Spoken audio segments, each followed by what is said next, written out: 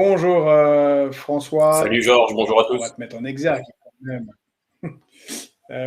Merci d'être là, désolé pour le petit retard, comme j'expliquais à Annick.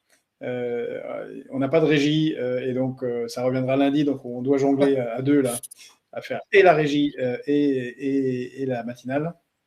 Mais on y arrive mieux qu'hier, hein, Eric. Oui, c'est Ça mieux, c'est marche mieux. mieux qu'hier. Hier, c'était compliqué. Hier. En plus, on avait une panne de réseau. Bon, c'était vraiment la totale. François, toi, tu es également enseignant. Tu as entendu Annie qui nous parlait de ça. Mais c'est pas pour ce sujet qu'on t'a invité. On t'invite pour ton autre casquette d'analyste politique et de très grand spécialiste de l'Union européenne. On a parlé tout à l'heure de ce qui se passait, enfin du voyage d'Emmanuel Macron aux États-Unis lundi. On considère qu'il est convoqué et que c'est pas lui qui a décidé d'y aller. La semaine dernière, le week-end dernier, s'est tenue la conférence de Munich sur la sécurité, très célèbre conférence de Munich, et qui, là, c'est un millésime assez rare, une sorte d'explosion généralisée de la relation transatlantique, avec Jill Evans, le vice-président, qui a tenu des propos jugés absolument insupportables à Bruxelles, puisqu'il a critiqué la Commission européenne. La semaine qui a suivi, on a vu la rencontre diplomatique à Riyad. Hier, c'est la remise en route des relations diplomatiques officielles, avec ouverture d'ambassade complète à Moscou et à Washington. Cri d'orfraie des européistes, panique à l'OTAN. Et là, on a entendu Emmanuel Macron veut préparer la nation à un effort de guerre colossal. Et on voit fleurir ce genre de publications comme celle-ci. Je ne sais pas si vous voyez à l'écran. Voilà, là, c'est publié par un adjoint du maire de Blois. Donc, on n'arrive pas trop à savoir qui est à l'origine de cette publication. United Europe Fight for Freedom. L'Europe unie combat pour la paix avec le drapeau européen et puis tous les autres drapeaux autour. Des avions, des hélicoptères. Bref, préparation à la guerre. Panique à Bruxelles. Qu'est-ce que tu peux nous dire, toi, de la perception que tu as de la situation actuelle ? Bon, écoute, il faut quand même prendre le problème dans sa globalité, qui est qu'on est dans un moment où l'ensemble de l'architecture géopolitique internationale est en train de se remodeler. Et là-dedans, il y a deux camps. Il y a ceux qui sont aujourd'hui des acteurs et qui participent de la nouvelle donne, de ce que va être le nouvel ordre international avec toute l'instabilité qui pourra en résulter, mais qui restent malgré tout des acteurs. Et puis ceux qui sont à côté de ça spectateurs, parce qu'ils n'arrivent pas à basculer d'un point de vue conceptuel, d'un point de vue idéologique, ils n'arrivent pas à se révolutionner eux-mêmes, ils n'arrivent pas à basculer sur ce changement de paradigme. Voilà. Et nous autres Français, nous autres Européens, sommes typiquement là-dedans. Tu as fait la liste un petit peu des événements de ces 10 derniers jours, et il y en a un que tu as un petit peu omis, mais parce qu'il est négligeable en réalité. C'est la réunion de l'Élysée autour d'Emmanuel Macron et ses suites, c'est-à-dire la réunion non pas du G8, mais la réunion du D8, des pays les plus déclassés du monde, c'est-à-dire ceux qui sont en train de s'arc-bouter sur une vision ancienne. C'était la France, c'était l'Allemagne, l'Italie, l'Espagne, la Pologne, les Pays-Bas, le Danemark et le Royaume-Uni. Et pourquoi est-ce que je dis que c'est le D8, les pays les plus déclassés du monde aujourd'hui? C'est parce que ce sont ceux qui sont restés sur cette idée encore de l'Occident. Vous avez, sur cette antenne, il y a Emmanuel Todd qui vient nous expliquer régulièrement désormais l'analyse qui est la sienne, et notamment la défaite de l'Occident, ce qui est le titre, je crois, de son dernier ouvrage. Et là, c'est plus simplement la défaite de l'Occident, c'est-à-dire que l'Occident, l'idée même d'Occident en tant que en tant qu'architecture telle qu'elle était pensée dans différents pays, n'existe plus, et n'existe plus sur la scène internationale. Mais la grande bascule, c'est que les Américains ont accepté, ont compris que cette idée d'Occident n'était plus une idée structurante. L'Occident n'est plus un acteur sur la scène internationale. Et les seuls qui essaient de le raviver, de raviver la flamme de cet Occident perdu, ben, c'est nous autres. C'est le D8 que j'ai évoqué il y a un instant. C'est Monsieur Macron et ses comparses. Et finalement, il y a un acteur qui a disparu de la scène internationale et nous, on essaie de se raccrocher à quelque chose qui est déjà mort. Voilà.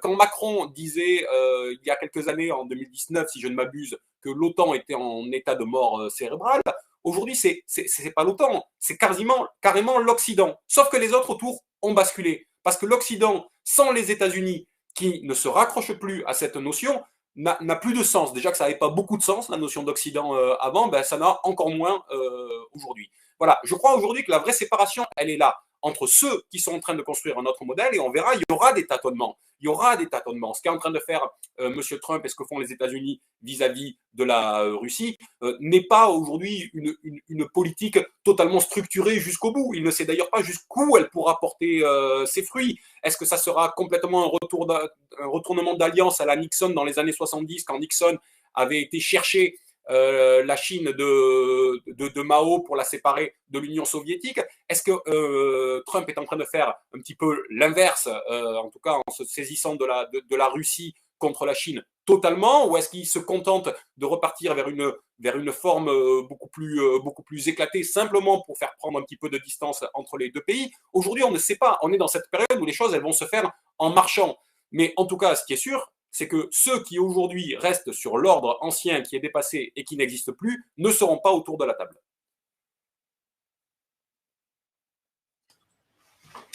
Exactement, tu as raison, c'est un changement de paradigme. On va d'ailleurs faire une vidéo spéciale là-dessus pour expliquer en fait qu'est-ce que font les Américains et quel est ce changement de paradigme profond. En un mot, on passe d'une logique néoconservatrice matinée de droits de l'homme, mais qui vise à le maintien d'une hégémonie américaine, à une décision de passer d'accepter que le monde n'est plus propice à l'hégémonie américaine, mais qu'il est multilatéral et que les États-Unis veulent y jouer un rôle réaliste, absolument brutal d'ailleurs, pour maximiser leur puissance, y compris au détriment des Européens. Alors, les Européens, on a appris que la Commission européenne avait mis au pas tous ses membres et qu'ils ne devaient tweeter que sur autorisation de la patronne, Madame von der Leyen, qui profite de la situation pour se présenter de plus en plus comme une présidente de l'Union européenne. Le drapeau qu'on a mis, l'image qu'on a mis en exergue va dans ce sens-là.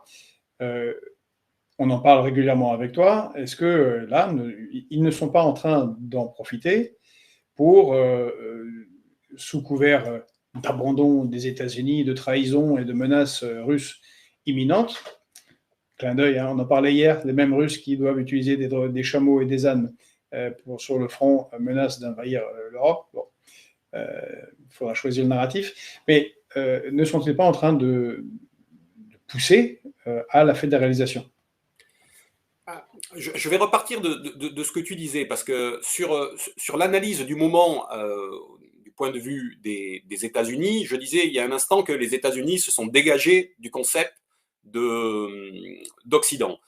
Ils ont compris aussi que l'unilatéralisme, qui était quelque chose de fait en réalité, qui n'était pas forcément une doctrine chez eux, mais qui était un état de fait, ne fonctionnait plus. Je ne suis pas sûr qu'ils basculent les États-Unis dans une logique qui serait une logique multilatérale.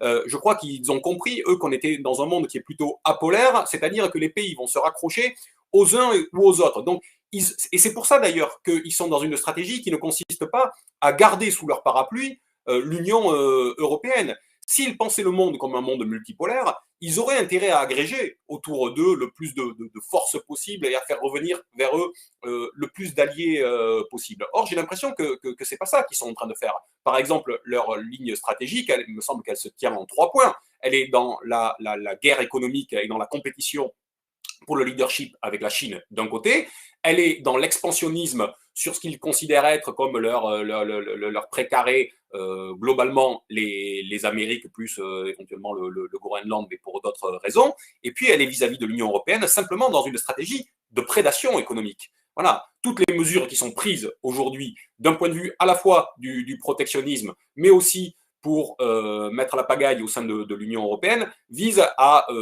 alimenter la machine économique en faisant des transferts économiques et en faisant en sorte que les forces vives qui sont sur le vieux continent basculent et fassent le transfert, le grand saut de l'autre côté de l'Atlantique. Donc, si je dis ça, c'est que quand on y pense ensuite du point de vue de l'Union européenne, elle, comment doit-elle se comporter? Est-ce que c'est un moment où elle peut faire cette stratégie du choc telle qu'elle avait été pensée par Madame von der Leyen quand elle a été élue il y a 1 an avec une commission à sa main. On a déjà parlé de tout ça. On avait expliqué comment elle mettait en place les moyens pour devenir ce qu'elle avait essayé de faire d'ailleurs. Elle avait parlé du nouveau titre qu'elle voulait mettre en place qui était celui de présidente de l'Europe, hein, plus présidente de la Commission européenne, mais présidente de l'Union européenne en tant que telle. Est-ce qu'on va vers ça?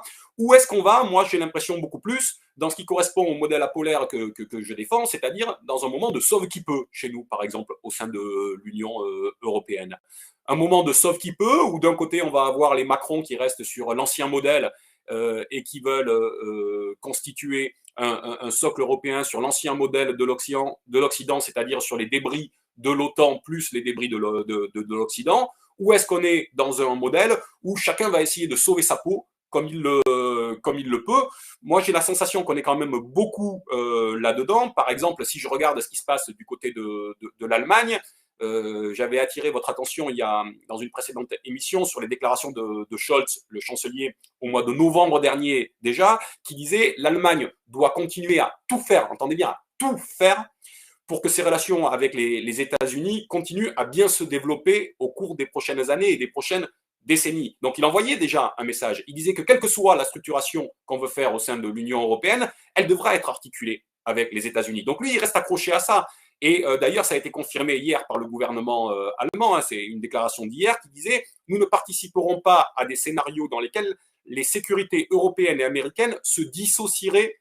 Par exemple, si des soldats européens étaient déployés sans engagement total des USA. » Donc tous ces gens-là ne conçoivent pas l'avenir sans les USA. La Pologne est exactement dans le même cas. Cette semaine, le ministre des Affaires étrangères polonais, M. Sikorski, disait, je le cite, « Une défense européenne qui fasse de l'Europe un ensemble beaucoup plus responsable de sa propre sécurité, tout en étant en harmonie stratégique avec les États-Unis. » Donc on a ces pays au sein de l'Union européenne qui font le choix du sauve qui peut et qui essaient de se raccrocher coûte que coûte aux États-Unis et qui vont essayer, comme le faisait d'ailleurs Madame von der Leyen, là on a la liaison, quand la première, elle a dit qu'il fallait aller acheter plus de GNL aux Américains pour financer la guerre en Ukraine. On a ces gens-là. Et puis de l'autre côté, on en a d'autres qui disent « Ah ben non, on peut bâtir notre propre modèle et on peut être encore des acteurs, sauf que c'est trop tard, c'est trop tard. »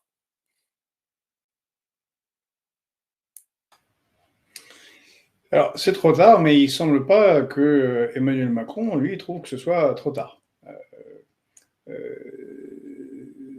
Alors, petite erreur de manipulation. Pourtant, c'est bien ça. On va y arriver. Voilà.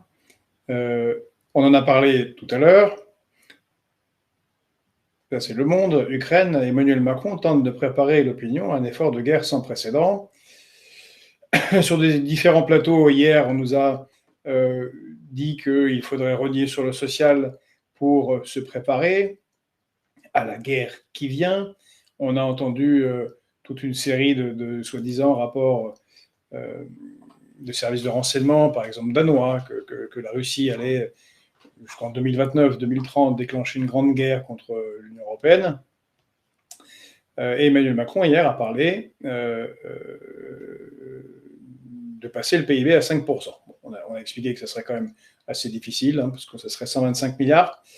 Mais qu'est-ce que ça nous dit comment tu prends cette offensive de la Macronie pour soi-disant augmenter le budget de la défense, pour soi-disant se protéger d'une menace russe? Bon, il y a plusieurs aspects. D'abord, quand je dis que c'est trop tard, c'est parce que, enfin, tu le sais bien mieux que moi, ce mouvement dans les budgets de défense, l'augmentation des budgets de défense à l'échelle internationale, a vraiment commencé en 2020-2021 dans les différents pays. C'est là que la Pologne a commencé à augmenter très significativement son budget. Mais la Pologne, le Japon a fait pareil. On a eu toute cette séquence, cette temporalité où tout le monde voyait venir ce mouvement de bouleversement du monde et a commencé à s'y préparer. Nous, on est resté, malgré le plan qui avait été proposé par M. Macron sur la base militaire de Mont-de-Marsan il y a quelques mois, on est resté très, très en retrait par rapport à ça. Et surtout, on est resté très en retrait et très immobilisé du fait de la stratégie habituelle de M. Macron, qui est de dire « nous ne faisons rien tout seuls ». Et l'excuse pour ne rien faire, c'est que nous attendons d'être d'accord avec nos voisins européens parce que tout doit se faire au niveau de l'échelle européenne du fait de la souveraineté européenne. Voilà, tout ce qui est la ligne de la raison de son inaction depuis 7 ans, c'est ça, c'est le paravent de son inaction, ça, le fait de dire on doit d'abord être d'accord au niveau européen parce que la bonne échelle, c'est l'échelle européenne. Eh bien, au nom de ça, il n'a rien fait dans aucun domaine. Ça, c'est le premier point. Le deuxième point, c'est que M. Macron nous présente les choses toujours de manière existentielle. On l'avait vu au moment des européennes, vous vous rappelez, c'est lui qui avait été le chef de file de Renaissance, et le mot d'ordre de la campagne de Renaissance, c'était la guerre en Ukraine est une guerre existentielle pour l'Europe. Alors, depuis quelques jours, tout le monde commence à nous ressortir la même chose, l'histoire du risque de guerre qui n'a jamais été aussi important en Europe depuis 1945, avec y compris des gens comme Bayrou, qui critiquaient cette ligne-là, mais qui s'y rallient aujourd'hui. Bien sûr, tout le gouvernement et Barrot derrière font le service après-vente. Et M. Macron, hier, en a rajouté, il est revenu sur cette formulation avec toutefois une petite différence. Il dit que cette fois, la Russie constitue une menace existentielle, non pas pour l'Europe ou pour l'Union européenne, comme c'était sa ligne au moment des élections européennes, mais il dit que la Russie constitue une menace existentielle pour les Européens eux-mêmes. Donc s'il le dit, s'il bascule de la notion d'Europe ou sur la notion d'Union européenne à la notion des Européens, ça veut dire qu'il considère que c'est l'Union européenne qui est menacée d'implosion. Voilà. Que c'est l'Union européenne en tant que telle qui est menacée d'implosion et que finalement le verre est dans le fruit et qu'on est en train de se faire concasser finalement par la guerre en Ukraine. Je crois que ces propos étaient tenus dans la presse quotidienne régionale. Donc voilà en quoi Macron finalement est un spectateur pour l'instant impuissant de cette situation. Lui pense qu'il peut bénéficier d'une stratégie du choc. De toute façon, il ne peut pas faire autre chose aujourd'hui que d'être dans cette entre-deux. Depuis 2022, il y aura 3 ans maintenant que les Européens, que l'Union européenne aurait pu être acteur de la guerre en Ukraine. Et il n'en est rien sorti. Et d'une certaine manière, ça m'embête de citer M. Trump, mais quand M. Trump dit à M. Zelensky vous n'avez rien fait et vous n'avez pas trouvé la solution pour venir à bout de la guerre sur votre sol, en réalité, cette critique, elle s'adresse d'abord aux Européens, parce qu'ils ont eu les moyens de revenir là-dessus. Ils ont notamment eu les moyens en 2022 de mettre fin à la guerre en Ukraine à 3 reprises. Au mois de février 2022, lors des premières discussions qui ont eu lieu au Bélarus, et dans les 2 discussions qui ont eu lieu ensuite au mois de juin puis au mois d'août en Turquie, y compris des discussions au plus haut niveau. Et on sait que ce sont les Européens, et notamment les Britanniques, mais pas que les Britanniques, qui ont poussé à la roue pour qu'on n'arrive pas à un accord à ce moment-là. Donc aujourd'hui, finalement, l'Union européenne est totalement impuissantée, et quand M. Macron dit quelque chose, ben, il dit son contraire immédiatement. Il nous a vendu, il y a 1 an même maintenant, quand il parlait du réarmement de notre pays à tout niveau. Vous vous rappelez le réarmement démographique, par exemple. Mais il y avait aussi le réarmement industriel et le réarmement militaire. Il parlait de cela pour pour pouvoir se reprojeter. Et c'était le moment où il a mis sur la table pour la première fois la question de l'envoi de troupes en Ukraine. Il n'a été suivi par personne à ce moment-là. Et aujourd'hui, il nous parle d'envoyer des troupes pour sécuriser ensuite un processus de paix, mais même dans ce cadre-là, non seulement il n'est pas capable de le faire dans un cadre collectif parce qu'il n'est pas suivi, parce que par exemple, même la Pologne n'est pas capable de le suivre sur le sujet, parce qu'elle aura aussi des élections dans quelques mois à partir de fin mai, il n'est pas suivi sur ce sujet, et quand bien même il y aurait un envoi de troupes. Finalement, on apprend au détour des détails qui sont donnés que cette force est une force qui serait essentiellement britannico-française, que ce serait une force essentiellement maritime et aérienne, qui ne se placerait qu'en seconde ligne et qui donc aurait besoin d'envoyer en première ligne, non plus les Ukrainiens cette fois, mais d'autres forces internationales. Donc finalement, monsieur Macron, il reste dans le monopole du verbe. Voilà. Il nous dit qu'on va agir, mais il n'a pas les moyens d'agir. Et d'ailleurs, une source proche de l'Élysée disait hier, au regard de ce que j'ai lu et des indiscrétions qui sont sorties dans le journal Le Figaro, je crois, et je cite, que si la France faisait ce qu'elle envisage de faire, même en envoyant des troupes de seconde ligne et de déployer des moyens, je le cite donc, l'armée française serait obligée de déployer quasiment tout ce dont elle dispose. Voilà, on voit bien là les limites matérielles et le fait que M. Macron est impuissanté parce qu'il s'est impuissanté. On a mis en exergue les propos de Sacha qui dit c'est un peu fort de café de la part de Trump d'accuser Zelensky vu qu'il l'a armé massivement en 2017. C'est vrai que ce ne sont pas que les pauvres Européens qui ont fait qu'il n'y ait pas eu de conflit, enfin que le conflit ne s'est pas arrêté en mars-avril 2022. On se souvient du voyage de Boris Johnson à Kiev, très largement soutenu par l'OTAN et les États-Unis, qui à ce moment-là étaient dans leur logique néoconservatrice de tiens, tentons par la guerre en Ukraine de parvenir à l'affaiblissement, voire l'effondrement de la Russie. S'il vous plaît, messieurs les Ukrainiens, continuez le combat pendant que nous imposons des sanctions. Bon, c'est effectivement, il y a une forte responsabilité quand même à Washington dans ce qui se passe en Ukraine. Alors, c'est très intéressant ce que tu dis sur l'implosion de l'Union européenne, car effectivement, les Européens, enfin, ceux de Bruxelles, les européistes se sont engagés très fortement en suivant les États-Unis. Ils auraient pu faire tout à fait autrement, en suivant les États-Unis dans le soutien absolu à l'Ukraine. En tout cas, verbalement, ils se sont tellement engagés que se dédire va être très coûteux politiquement. Là, on est face à un lâchage complet par Donald Trump. C'est-à-dire qu'on a toute la machine médiatique américaine qui se met en place et sur les réseaux sociaux, Zelensky, c'est un corrompu, c'est un petit acteur, il pose dans le vogue alors qu'il envoie tout un tas de jeunes mourir, c'est un dictateur. Bon, et ils ne savent pas, c'est à cause de lui que l'Ukraine perd et où sous son régime, et personne n'est élu. Bon, on voit la musique américaine s'installer. S'il n'y a pas d'aide américaine, et je reprends les propos du patron de Rheinmetall, l'une des plus grosses entreprises de production d'armes en Europe, en particulier de munitions, qui a ouvert 3 usines ou en cours d'ouverture de 3 usines en Ukraine, qui a dit clairement il n'y a plus de munitions dans les stocks européens. Là, en ce moment, on est proche du zéro. On pourra l'analyser une autre fois, mais tout un tas de raisons qu'il explique, Donald Trump semble avoir décidé de faire un cadeau pour des négociations plus vastes avec la Russie, faire cadeau de l'Ukraine, c'est-à-dire de ne plus soutenir. On va avoir une défaite sévère de l'Ukraine et donc de l'OTAN sur la guerre, sur le front ukrainien. Toi, tu penses que ceci va conduire à la dislocation de l'UE? Je pense que ça va effectivement accentuer fortement les tensions au sein de l'Union européenne, parce que ce qui va se jouer aujourd'hui, et on le voit, c'est d'abord qu'il y a, et on revient à ce que je disais au début, il y a ceux qui sont dans le nouveau monde, qui sont en train de basculer dans ce qui est en train de se construire, et ceux qui restent figés sur l'ancien. Je prends un exemple. tu parlais dans ton introduction des discussions qui ont eu lieu à Riyad entre les émissaires américains et russes.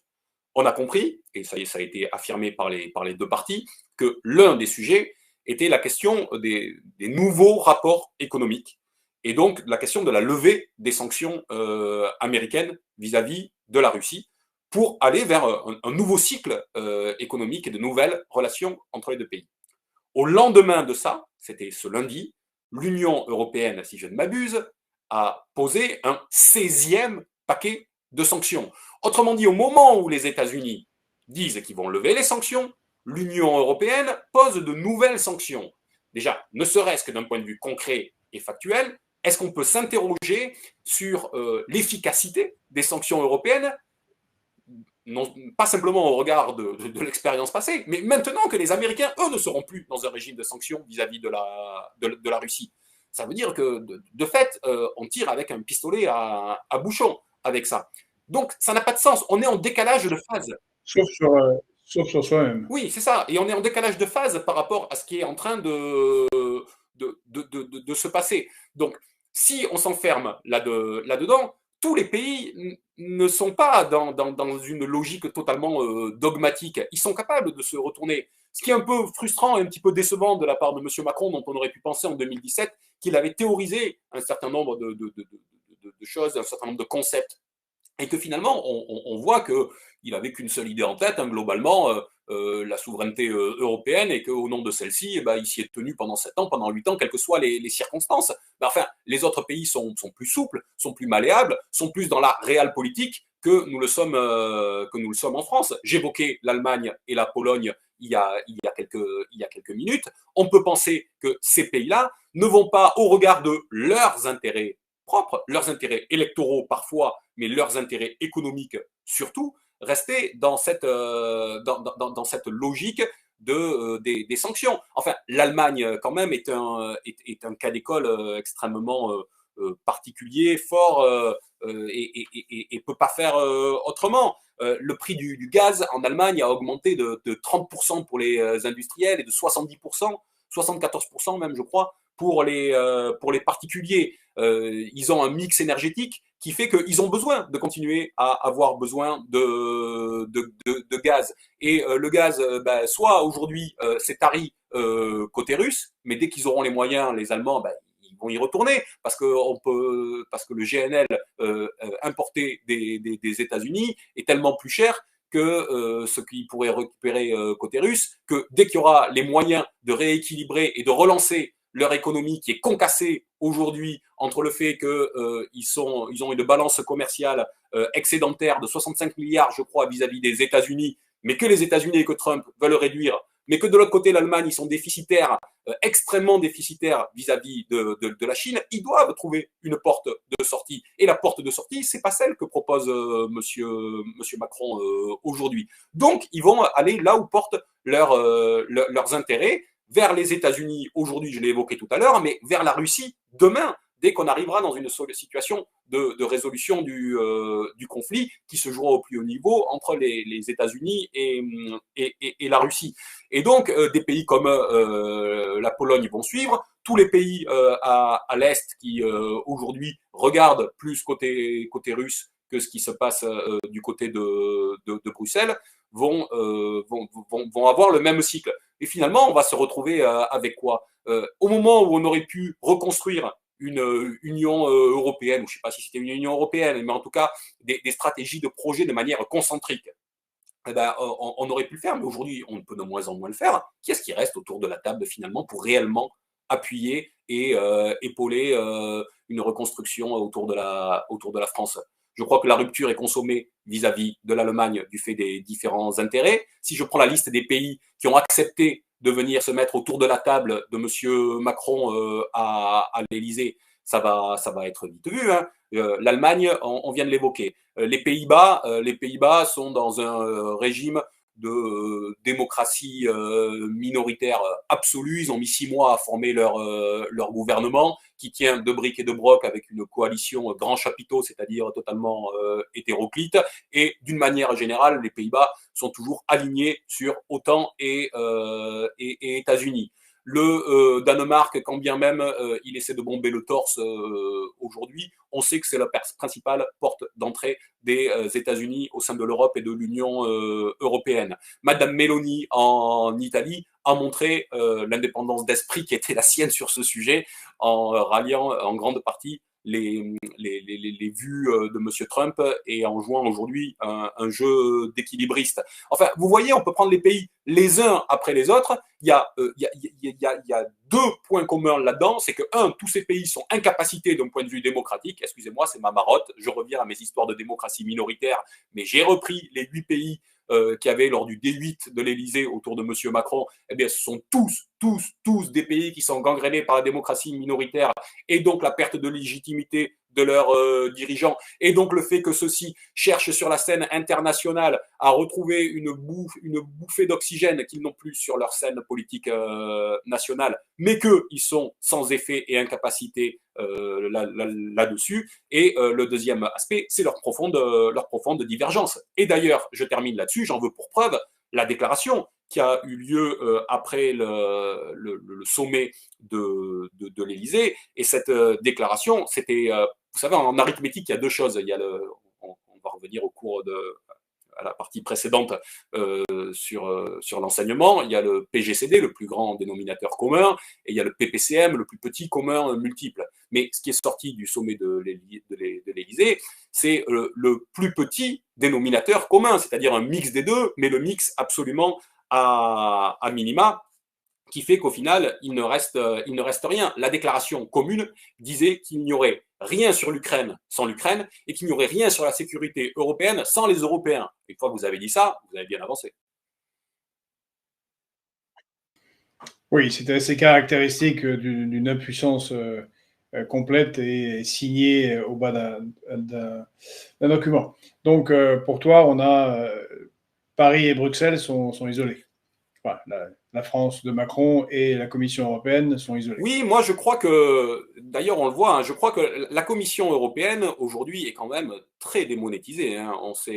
On a vu que Mme von der Leyen était très absente des débats et des discussions ces derniers temps. Alors au début on s'est dit que c'est parce qu'elle avait des problèmes de santé début janvier, puis c'est parce qu'il y avait aussi quand même un procès et des accusations qui traînaient autour d'elle après l'affaire des vaccins, mais on voit finalement que Mme von der Leyen ne remonte pas sur le cheval, que la politique... Je te coupe juste pour la blague. J'ai fait une demande personnelle à Elon Musk sur Twitter. Je lui ai dit, puisque vous révélez tout un tas de trucs de la corruption et des financements baroques des États-Unis dans le monde, si vous pouviez nous envoyer quelques informations concernant Mme von der Leyen, ça nous aiderait. On verra s'il le fera. Bah écoute, je pense qu'il a quelques balles dans le barillet, oui, quand même. Mais donc oui, Madame von der Leyen a quand même un petit peu disparu du paysage. C'est Kaja Kallas qu'on entend le plus, mais enfin, Kaja Kallas, il suffit de donner son pédigré pour savoir qu'elle prêche un petit peu dans le vide et pour sa propre paroisse. Moi, j'ai l'impression que la Commission européenne aujourd'hui est beaucoup moins dans une situation d'être l'acteur structurant qu'elle l'était il y a encore quelques mois. Parce que, on en revient à ce que je disais il y a un instant, les différents pays, s'ils ne reprennent pas totalement leur souveraineté encore aujourd'hui, refont quand même de la politique au regard de leurs intérêts propres. Voilà. Et que Madame von der Leyen, elle reste finalement le pantin un petit peu de M. Macron. Ce sont les derniers qui gesticulent. Mais les tensions internes au sein de l'Union européenne, celles qui sont visibles, qui sont menées par des pays comme la Hongrie ou comme par la Slovaquie, mais celles qui sont plus invisibles, ceux qui mettent un petit peu la pédale qui appuient sur la pédale de frein, comme la Pologne, enfin quand M. Tusk est arrivé en tant que Premier ministre en Pologne, ça a sabré le champagne à Bruxelles, bien évidemment.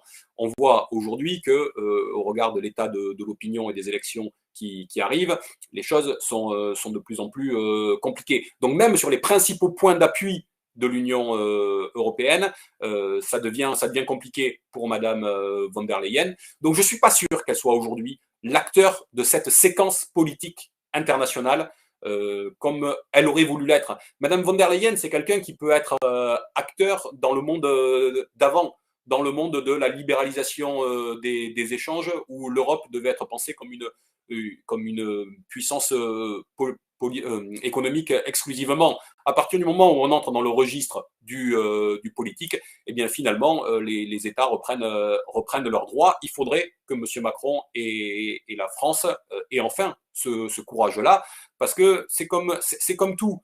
Autant pour la démocratie minoritaire, j'ai analysé qu'on était en décalage de phase en France et que le fait d'entrer plus tard que les autres dans cette impasse totale qui est la démocratie minoritaire, le fait qu'un gouvernement ne soit pas majoritaire au sein de son propre Parlement national, allait faire qu'on allait en sortir en décalage de phase par rapport aux autres. Et bien de la même manière, là, on a un problème, c'est que dans le nouvel ordre international, dans ce nouvel ordre que je décris moi comme apolaire, c'est-à-dire où vous avez besoin d'aller picorer, en tout cas quand vous n'êtes pas l'une des grosses structures, et l'Union européenne n'est plus une grosse structure. Les pays européens ne sont plus des grosses structures et des gros acteurs là-dedans. À partir du moment où vous n'êtes plus en capacité de fédérer autour de vous, ben vous ne pouvez qu'aller picorer à gauche ou à droite. C'est ce que commencent à faire certains pays, quand d'autres sont encore dans l'illusion que nous serions demain encore le trépied d'un monde avec d'un côté la Chine, de l'autre côté l'Union européenne et enfin les États-Unis.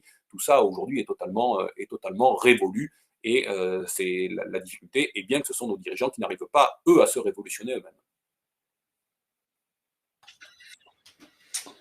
Très juste. Merci, François. Je voulais avoir ton avis sur ce qui se passe en France. On est vraiment dans la démocratie minoritaire et même un peu corrompue, ou très largement, puisque notre pays atteint des records de corruption selon les analystes internationaux.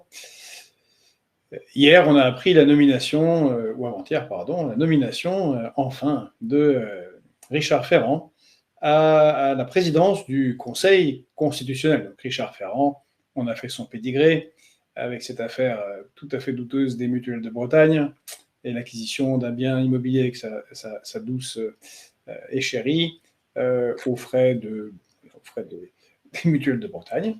Sous ses accointances avec Macron, la façon dont son affaire a été dépaysée à Lille pour qu'il y ait prescription et que ce ne soit pas jugé, et le fait qu'il ne soit pas du tout juriste, et donc il va être à la tête du Conseil constitutionnel. Et il a ce petit bruit de troisième candidature pour l'élection présidentielle pour Emmanuel Macron, qu'il a défendu dans les médias. Que penses-tu de cette nomination et ce qu'elle dit de notre démocratie en France? Bon, d'abord, tu as raison de rappeler que le profil de M. Ferrand n'est a priori pas un profil qui devrait caler et coller avec la présidence du Conseil constitutionnel, parce que non juriste. Ce n'est pas parce qu'il a été président de l'Assemblée nationale que tout ça lui trace une route et un chemin direct vers la présidence du Conseil constitutionnel. Tu as raison de rappeler que sur l'affaire des mutuelles de Bretagne, l'affaire n'a pas été à son terme d'un point de vue juridique parce que c'est la Cour de cassation qui est intervenue et donc c'est pas un jugement sur le fond, mais simplement sur la forme qui fait qu'il n'a pas pu être jugé et possiblement inculpé sur ce sujet-là. Donc, on voit bien que sa nomination pose problème, d'autant plus problème que vous vous rappelez quand même que la semaine dernière, on a eu la grosse enquête Cevipof qui nous disait que l'enquête Cevipof et l'enquête de Transparency International qui disait que 74% des Français ne faisaient pas confiance dans la politique et dans les dirigeants politiques, un plus haut sommet jamais atteint, et voilà pourtant que la Macronie finalement est en train de continuer ses basses œuvres. Alors il y a deux aspects là-dessus. Et la confiance dans les institutions non plus n'est pas terrible. Les institutions. Et dans les institutions, celles dans lesquelles les gens ont le moins confiance, c'est d'abord l'Assemblée nationale. Il y a 16% des Français qui font confiance à l'Assemblée nationale, 17% je crois au gouvernement, et 20% à l'institution présidentielle. Autrement dit, les plus grosses structures, celles qui font le plus œuvre d'action normalement dans notre République, sont celles qui sont les plus délégitimées aujourd'hui. Pour revenir à Ferrand, il y a plusieurs aspects quand même qui devraient nous interpeller. Tu parles du troisième mandat d'Emmanuel Macron. Moi, je ne pense pas que ce soit le principal risque. Voilà. Je crois que surtout, ce qui me gêne dans la nomination et le fait que ça a été entériné, je crois, ce matin au journal officiel, sa nomination en tant que président du Conseil constitutionnel, ce qui me gêne, c'est que, par exemple, il va devoir traiter de deux choses, et ça, c'est une certitude. La première, c'est actuellement, si demain, pour une raison ou pour une autre, et il y a bien des motifs pour cela, il y avait démission du président de la République. On sait qu'il devrait y avoir, que c'est au Conseil constitutionnel qu'il reviendrait de dire s'il y a possibilité derrière d'une dissolution ou non. Jusqu'à présent, on sait qu'on est bloqué jusqu'au mois de juillet, et ça a été l'un des principaux arguments des uns et des autres pour nous dire ah, mais regardez, si on ne peut pas dissoudre à nouveau l'Assemblée nationale.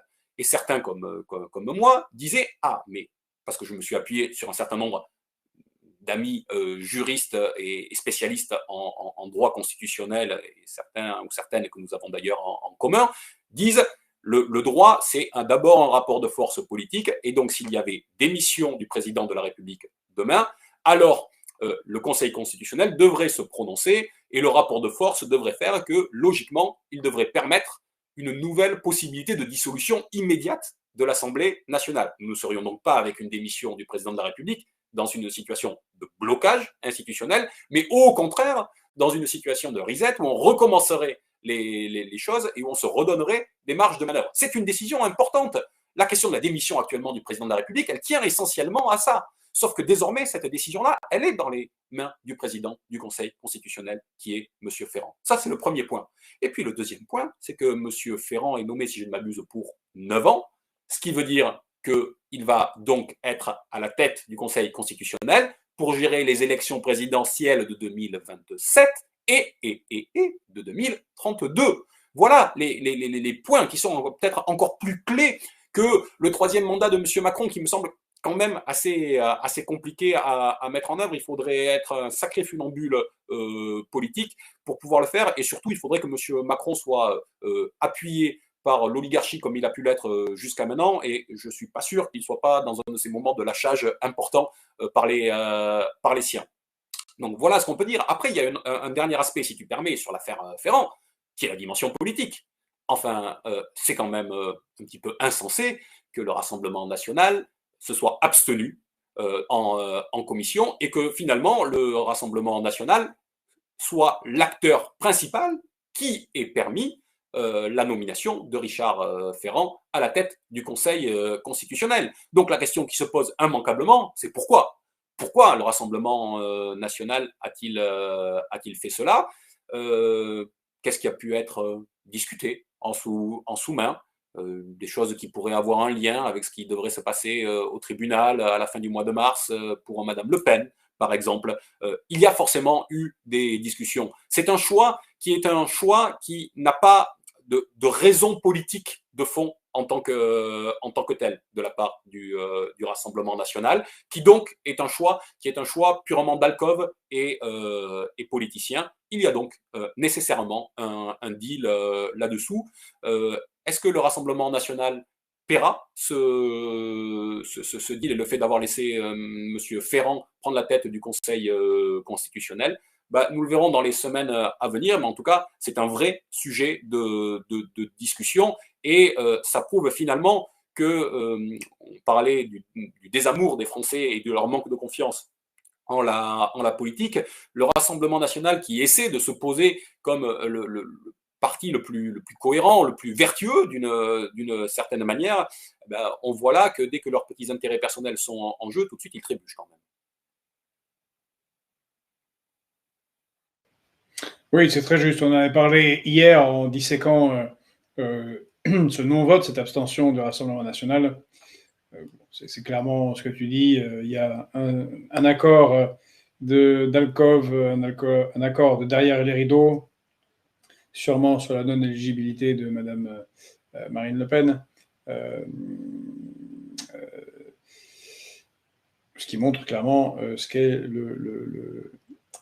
ce parti politique. Pour ceux qui avaient quelques espoirs, c'est mal parti.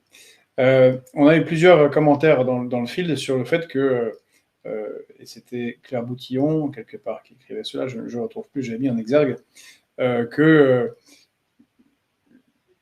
il n'y a pas de... Enfin, le Conseil constitutionnel, il n'y a pas de recours. Quand il décide, il décide. Et si on fait le compte, je reviens à cette idée de troisième candidature d'Emmanuel Macron, là, pour le moment, il est en positif au Conseil constitutionnel. Il a une majorité. Et il y a eu beaucoup de discussions entre constitutionnalistes sur la possibilité ou non, après démission, c'est pas très clair, oui, non, on peut se représenter. Bon, s'il y a une majorité au Conseil constitutionnel et qu'il n'y a pas de recours, Emmanuel Macron ce n'est pas sa première... ça n'est pas sa première opération non démocratique, hein, et sa première carabistouille. Donc on pourrait peut-être voir quelque chose de ce genre. Tu pourras commenter là-dessus, mais ma question principale, c'était toi qui est très attaché aux questions constitutionnelles. Tu as dit, on a une très bonne amie commune, Charlotte Girard, pour qui la réforme de la Constitution est quelque chose d'important. Là, on a clairement, ça a été dit dans le chat plusieurs fois, en particulier par Jessie, il faut qu'il y ait une réforme constitutionnelle, en particulier du fonctionnement de ce Conseil constitutionnel, qui devient un pouvoir des juges, qui ne sont d'ailleurs pas des juges, mais des copains politiques, des gens qui ont été à des positions politiques, et donc qui verrouillent en fait la démocratie dans notre pays. Le seul moyen de les contourner, c'est le référendum, si je ne me trompe pas. Il y a là peut-être une possibilité pour mobiliser la population dans quelque chose d'intéressant politiquement, c'est-à-dire de faire un référendum, enfin d'aller vers un référendum pour une réforme constitutionnelle. Oui, d'aller vers un référendum pour une réforme constitutionnelle, sauf que il y a plusieurs aspects. Le premier d'abord, c'est que l'objet du référendum lui-même, on le voit aujourd'hui avec la nouvelle proposition de M. Macron qui, comme le début de son premier quinquennat, nous dit qu'il va faire des référendums et n'en fait finalement jamais. On voit là que s'il veut dégainer le référendum, comme il l'a évoqué lors de ses vœux, si je ne dis pas de bêtises, du 31 décembre, c'est que la fenêtre de tir va se refermer. Il faut qu'il le fasse avant le budget prochain, donc il ne pourra pas le faire après le mois de septembre, et donc il devrait faire tenir un ou plusieurs référendums avant le mois de juin. Ça veut dire, si c'est ça l'échéance, qu'il va falloir les annoncer très vite. On voit mal, au regard de la situation politique nationale et internationale, sur quoi il pourrait le faire. Et quand on regarde les indiscrétions de la presse, on voit qu'il a plein de fer au feu. Il est prêt à poser une question sur à peu près tout, des sujets qui sont sans rapport les uns avec les autres. On voit bien qu'aujourd'hui, le référendum devient un objet en soi qui n'est plus relié finalement à la question qu'on pose. L'important n'est plus la question qu'on poserait, ça serait l'objet de tenir un référendum.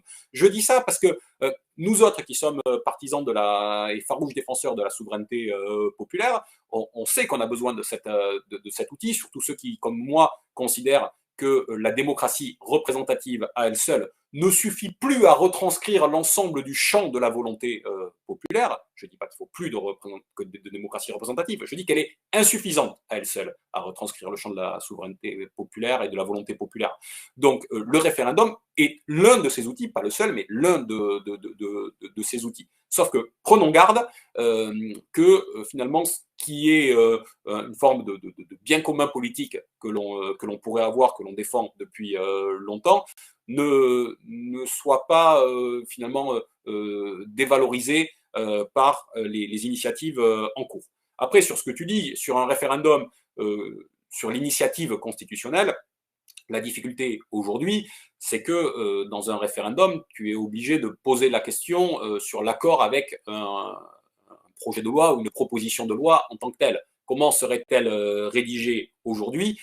On voit que beaucoup de gens sont pour une discussion sur ce sujet-là, mais je n'ai pas du tout la sensation que sur la scène politique, c'est là encore qu'il y a un hiatus entre le pays réel et la scène politique, il y ait la capacité d'aboutir sur un texte qui permette de trancher le nœud gordien d'un point de vue constitutionnel. Je ne vois pas les forces en présence à l'Assemblée nationale, ou M. Macron, mais qui devrait forcément tenir compte des différentes forces, poser une question qui soit réellement une question structurante sur un enjeu constitutionnel.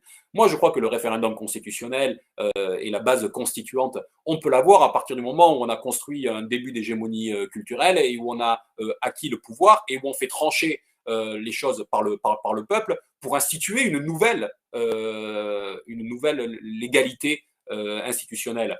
Aujourd'hui, dans le rapport de force qui est le nôtre, et parce que ceux qui décideraient de la question qui est posée, je ne crois pas qu'on pourrait aller vers une réforme constitutionnelle qui serait suffisante. Je suis désolé d'être un petit peu poil à gratter sur cette question, parce que j'aimerais bien qu'on puisse la résoudre demain ou après-demain avec une question qui soit posée, qui nous permette de le faire. Je ne crois pas qu'en l'état du rapport de force et de ceux qui sont aujourd'hui aux manettes, on soit en capacité de le faire.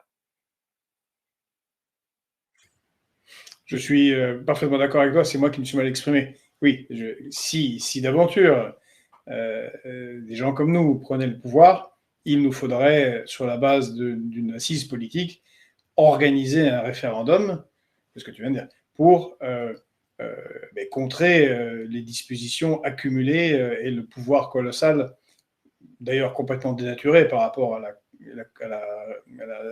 Constitution de la Ve République initiale, qui est aux mains de ce Conseil constitutionnel que va présider quelqu'un de peu recommandable comme M. Richard Ferrand pendant 9 ans.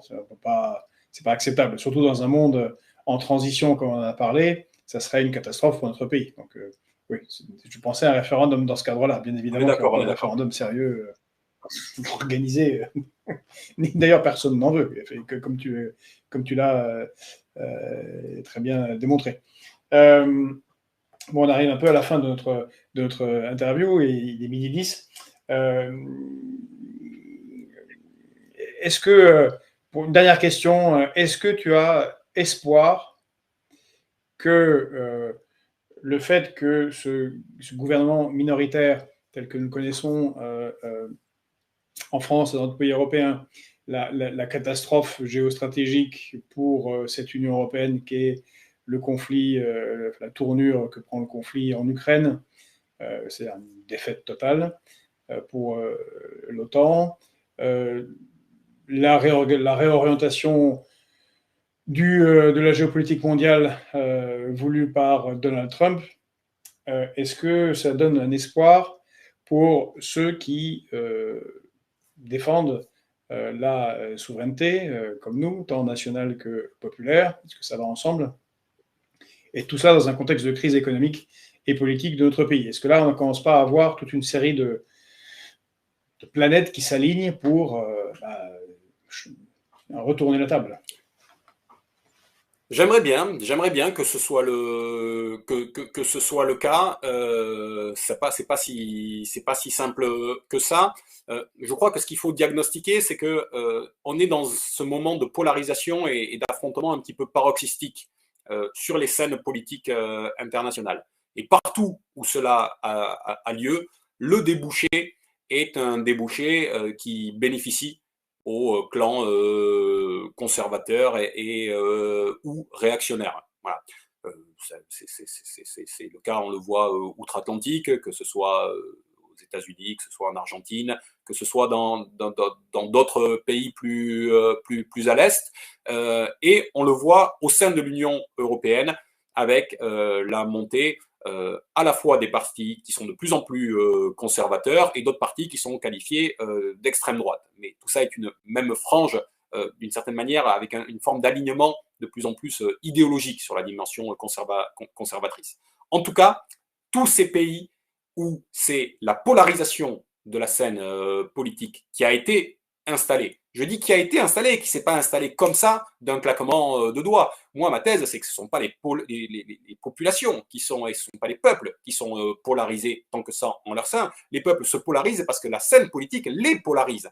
C'est d'abord un jeu politique qui polarise la scène, parce que certains y voient un intérêt, ceux que je viens d'évoquer et qui ont réussi à prendre le pouvoir, ceux qui sont à l'opposé parce qu'ils pensent qu'il y a un raccourci électoral justement en essayant de cornériser les forces réactionnaires, ou ceux qui sont dans une position qu'ils pensent être de surplomb, comme les gens de M. Macron. On est là dans les espèces de tripartition qui a lieu de plus en plus au sein de l'Union européenne, ou de simple bipolarisation telle qu'elle a lieu par exemple aux États-Unis. Tant qu'on reste enfermé là-dedans, le débouché est un débouché du côté réactionnaire et conservateur. Ça veut dire qu'il faut sortir de cette logique de la polarisation de la vie politique. Je crois que l'issue, elle ne sera que là. Voilà. Si on reste dans ce camp qui conduit nécessairement au campisme, c'est-à-dire à aller donner des points à celui avec lequel on n'est pas d'accord, mais parce qu'on est encore moins d'accord avec celui d'en face, on reste dans cette conflictualité de la vie politique qui ne possède aujourd'hui pas d'issue. Et si je le dis, c'est parce qu'il n'y a pas d'issue électorale à ça. Regardons ce qui se passe au sein de l'Union européenne. Nos amis allemands retournent aux urnes dans 3 jours. La seule chose dont on est certain avant le vote, c'est qu'ils ne seront pas capables de dégager une perspective majoritaire à nouveau dans leur pays, et qu'en fonction du nombre de forces qu'il y aura plus ou moins de forces qui ne seront pas alignées idéologiquement et politiquement, que ce soit la CDU-CSU, que ce soit le SPD, que ce soit les Verts, que ce soit peut-être Die Linke, peut-être le BSW de Mme Wagener. Voilà, en fonction des gens qui passeront les 5%, peut-être les libéraux, quand bien même ça va être de plus en plus dur pour eux de passer le cut. Donc dans tous ces pays-là, la tyrannie de la démocratie minoritaire se poursuit et rien n'émerge. Et donc, les seules choses qui peuvent en sortir à terme, ça sera la sortie du côté réactionnaire et conservateur. Donc, il faut rompre avec cette logique de la polarisation. Je crois que l'avantage de gens comme nous, qui défendons la souveraineté et qui partons d'un autre imaginaire, d'un autre sacré, qui est celui de la reprise du contrôle du pouvoir et de son destin par les peuples, ouvre cette perspective. Donc oui, d'une certaine manière, la séquence nous sert, mais elle nous sert à condition de ne pas être baignés dans la même eau que tous ceux qui sont aujourd'hui en train de s'éclabousser dans la pâte aux choix. Eh bien, merci François, c'est toujours très enrichissant tes analyses. Merci de venir sur Fréquence Populaire. Tu es un de nos principaux invités et tu es là quand tu veux. Il y a une certaine Danielle Renard qui écrit « Il faudrait des sans-culottes, mais nous sommes leurs descendants castrés. » Eh bien, on va essayer tous de se trouver une paire de couilles et d'agir dans ce contexte de changement global au niveau mondial et de crise en France. Merci beaucoup François. Merci à tous. Bonne journée, bon week-end. Et les élections, on va suivre les élections allemandes qui se tiennent en fait, c'est dans 2 jours, c'est le 23, c'est dimanche. C'est ce dimanche. Dimanche soir, on aura que de choses. On va avoir lundi et mardi les élections en Allemagne et la visite de contrôle géopolitique de Macron à Washington. Merci à tous. Bon week-end et à très bientôt.